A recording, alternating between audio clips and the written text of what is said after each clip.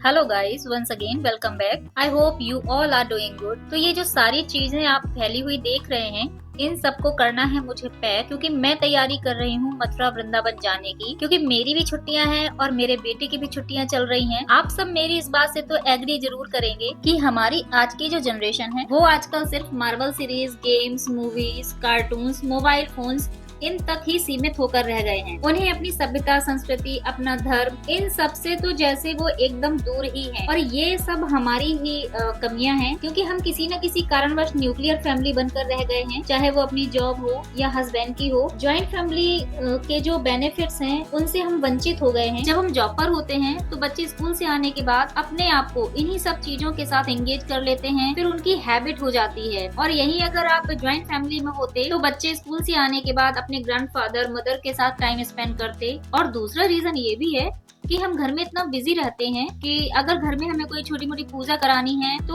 उसके लिए हमें प्लानिंग करनी होती है, या फिर टाइम ना होने की वजह से हम पूजा पाठ करा नहीं पाते हैं। लेकिन जब घर में बड़े होते हैं तो उनकी हेल्प से हम अपने घरों में कथा या पूजा एक बार नहीं बल्कि कई बार और फ्रिक्वेंटली करा पाते हैं। और बच्चे जब अपने घर में इस तरीके का स्पिरिचुअल एनवायरनमेंट देखते हैं तो उनका रुझान भी बढ़ता है, इंटरेस्ट भी बढ़ता है। तब वो हमारे रिलीजन से कनेक्ट हो पाते हैं और जान पाते हैं। अदरवाइज आपने तो कई लोगों को कंप्लेन करते सुना ही होगा कि मेरा बच्चा तो नास्तिक हो गया है, वो किसी भगवान को मानता ही नहीं है, या मंदिर में जाता है तो सिर नहीं झुकाता है। बच्चे जो चीजें देखते हैं, जैसी बातें सुनते हैं, जैसा माहौल देखते हैं, जैसे माहौल में रहते हैं, वो उसी के अनुरूप ढलने लगते हैं। मैं ये तो नहीं कह रही हूँ कि हम पूजा पाठ नहीं करते हैं, पूजा तो हम सब करते हैं, आप भी करते हैं, मैं भी करती हूँ। पर हम जल्दी जल्दी में नॉर्मली पूजा करके चल देते हैं। हम ये भी नहीं करते हैं कि बच्चों को पूजा करने के टाइम अपने साथ भगवान के सामने खड़ा भी कर लें 5 मिनट के लिए, क्योंकि आप अपनी जल्दी में होते हैं और बच्चे अपनी जल्दी में होते हैं। तो कहने का मतलब है कि विधि विधान के साथ पूजा तो हो ही नहीं पाती है, और देवताओं के प्रति जो श्रद्धा भाव, समर्पण होता है उस पर तो ध्यान ही नहीं जाता है। और बच्चों का भी यही होता है कि हाँ पूजा हो गई है, हाथ जोड़ लिया, बस इतना ही वो जानते हैं। लेकिन ईश्वर के प्रति जो भक्ति भाव, आस्था, समर्पण, ये वो तभी जानेंगे जब हम उनको इन सब चीजों के साथ जोड़ेंगे। और जोड़ना भी चाहिए, क्योंकि हमें अपने बच्चों को अपने धर्म के प्रति जरूर जागरूक करना चाहिए। तो मैं तो आपसे यही कहूंगी कि आप अगर कहीं भी, कितनी बार भी कोई भी ट्रिप में जाते हैं या वेकेशन पर जाते हैं, लेकिन एक छोटी सी ट्रिप आप जरूर बनाइए जिसमें आप अपने धार्मिक स्थलों पर अपनी फैमिली के साथ, खासकर अपने बच्चों के साथ जरूर जाएं। और मेरी यहाँ पर पैकिंग हो चुकी है और ये है मेरा कृष्णा, बार बार मेरे पास आ रहा है। उसको लग रहा है कि कुछ तो गड़बड़ है, बड़ा दुखी सा लग रहा है। शायद उसको फील हो रहा है कि इतनी भागा भाग जो हो रही है और इतनी हलचल हो रही है वो क्यों हो रही है। तो हमारी जो ट्रेन है वो ट्रेन की टाइमिंग है 1:40 की, और अभी बज रहा है 12:15। तो अब हम निकल रहे हैं।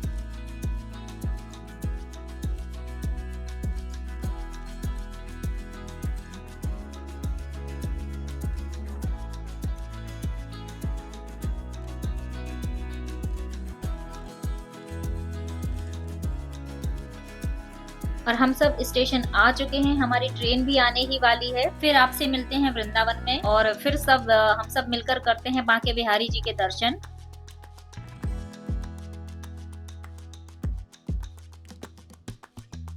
अब हम आ चुके हैं वृंदावन, और ये है हमारा स्टे प्लेस, और ये है रूम। काफी अच्छा रूम है, 3 बेडरूम है, फुल एसी है। रूम में काफी अच्छा स्पेस है। इसमें एक bed side table, stool, cupboard, TV सब दे रखी है। जैसा कि आप सब जानते हैं कि मेरा जो रूटीन है कि सुबह होते ही मुझे उगते हुए सूर्य के दर्शन करने होते हैं, तो ये रूम एकदम परफेक्ट है। यहाँ से क्लियर व्यू आता है सूर्य भगवान के। मैं यहाँ पर आराम से दर्शन भी कर सकती हूँ, और 10-15 मिनट की मैं मॉर्निंग में धूप भी सेक सकती हूँ।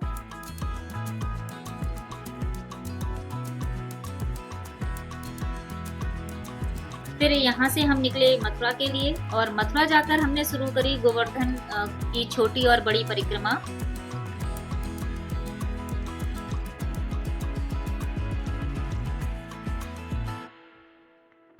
अगर आप यहाँ पर पैदल परिक्रमा कर सकते हैं, आप कैपेबल हैं, तो जरूर करिए। लेकिन यहाँ पर ई रिक्शा है, तो हमने ई रिक्शा से परिक्रमा अपनी पूरी करी। और इसके साथ ही जो आसपास के मंदिर हैं उनके भी दर्शन किए, जैसे पुंछी का लोटा, राधा कुंड, कुसुम सरोवर, नंदगांव, बरसाना, गोकुल, रमन रेती।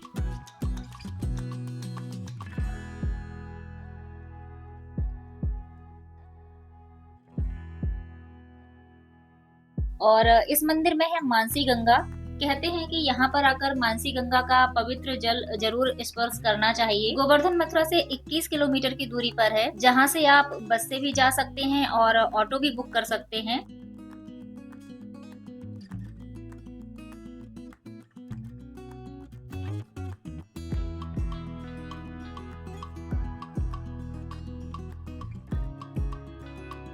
फिर शाम को हम आए द्वारकाधीश मंदिर। द्वारकाधीश मंदिर बहुत ही सकरी गलियों में बना हुआ है और यहाँ पर फोन कैमरा बिल्कुल भी अलाउड नहीं है। द्वारकाधीश जी के दर्शन करने के बाद अगर आप यहाँ तक आए हैं तो आप यमुना जी के दर्शन जरूर करिए और उनकी पूजा करिए। अगर आप बोटिंग के शौकीन हैं, नौका विहार करना चाहते हैं, तो यहाँ पर नाव भी है जो पर हेड 100 से 150 रुपए चार्ज करती है और आपको एक किनारे से दूसरे किनारे तक घुमा कर लेकर वापस आती है।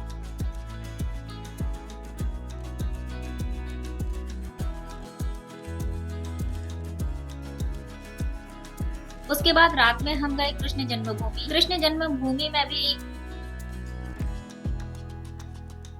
अगर आपके पास बेल्ट है, आपने बेल्ट पहन रखी है या फिर आपके पास लेदर का पर्स है, तो वो यहाँ पर जमा घर बना हुआ है जहाँ पर आपको जमा करना होगा इन सब चीजों को। ये मंदिर ना बहुत ही सुंदर है, इसको बहुत ही सुंदर तरीके से बनाया गया है। आप अपने बच्चों को यहाँ के बारे में जो चीजें आप जानते हैं उनके बारे में जरूर एक्सप्लेन करिए, नहीं तो फिर यहाँ पर गाइड भी है, आप गाइड हायर कर सकते हैं, वो आपको सारी चीजें बहुत अच्छे से एक्सप्लेन करेंगे। मंदिर के बाहर ही बहुत सारी शॉप्स हैं जहाँ पर आप अपनी अच्छी शॉपिंग भी कर सकते हैं। अगर आप समर्स में मथुरा वृंदावन आ रहे हैं तो कम से कम 2 से 3 दिन का टूर जरूर बनाएं। वो मॉर्निंग और इवनिंग में ही स्पेसिफिक टाइम पर ओपन होते हैं, ये दिन में बंद हो जाते हैं। वृंदावन में ही है प्रेम मंदिर। अगर आप प्रेम मंदिर आ रहे हैं तो प्रेफर करिए कि आप यहाँ पर शाम को आएं। शाम को जो प्रेम मंदिर की लाइटिंग होती है वो देखते ही बनती है। हम शाम को 6 बजे प्रेम मंदिर आ गए थे।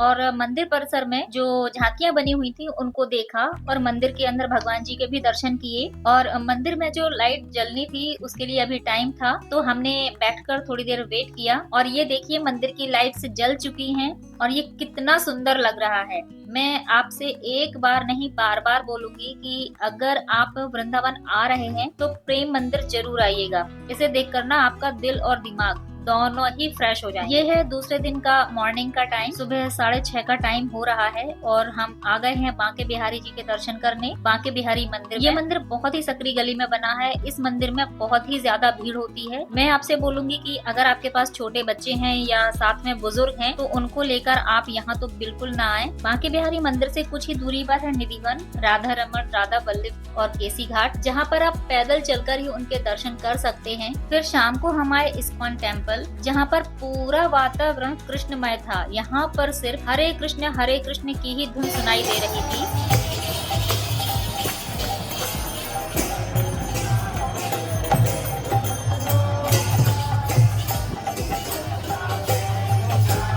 अगले दिन हम आए वैष्णो देवी धाम, जो कि वृंदावन से कुछ दूरी पर है और ये मंदिर भी बहुत सुंदर है। अच्छा, मैं आपसे बार बार बोल रही हूँ कि मंदिर बहुत सुंदर है, मतलब यहाँ पर जितने भी मंदिर बने हैं ना वो वाकई में बहुत सुंदर हैं। अगर आप एक बार देखेंगे तो आप खुद पाएंगे कि यहाँ पर हर एक मंदिर का निर्माण बहुत ही सुंदर तरीके से किया गया है।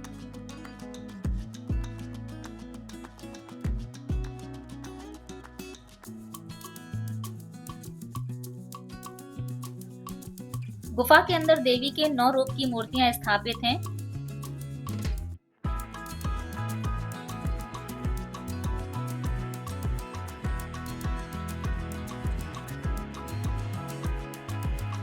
सारे श्रद्धालुओं को माता का प्रसाद बहुत ही प्यार से उनके दर्शन करने के बाद वितरित किया जाता है। हमें बांके बिहारी जी के बहुत ही सुंदर दर्शन हुए। मथुरा वृंदावन की ट्रिप हमारी सफल रही और अब हम आ गए हैं मथुरा जंक्शन घर वापसी के लिए। बांके बिहारी आप सबकी मनोकामना पूरी करे। जिस होटल में हम रुके थे उसके बारे में अगर बताऊं तो उसका नाम है राधा कुंड धाम। बहुत ही अच्छा होटल है। ये प्रेम मंदिर और इस्कॉन टेम्पल के बिल्कुल नजदीक है। ये दोनों ही मंदिर इस होटल से वॉकिंग डिस्टेंस पर हैं। इस होटल में एसी नॉन एसी दोनों ही तरह के रूम्स अवेलेबल हैं, जो आपको बहुत ही रीजनेबल प्राइस में मिलेंगे। और जो यहाँ का स्टाफ है वो भी बहुत ही हंसमुख और पोलाइट है। आपको ऐसा बिल्कुल भी फील नहीं होगा कि आप एक अजनबी शहर में हैं। अगर आप मेरे चैनल का सब्सक्रिप्शन उनको दिखाते हैं तो आपको डिस्काउंट भी मिलेगा। और ये है होटल के रिसेप्शनिस्ट मिस्टर अभिषेक। मैं इनका कॉन्टेक्ट नंबर आपको डिस्क्रिप्शन में दे दूंगी, आप चाहें तो चेकआउट कर सकते हैं।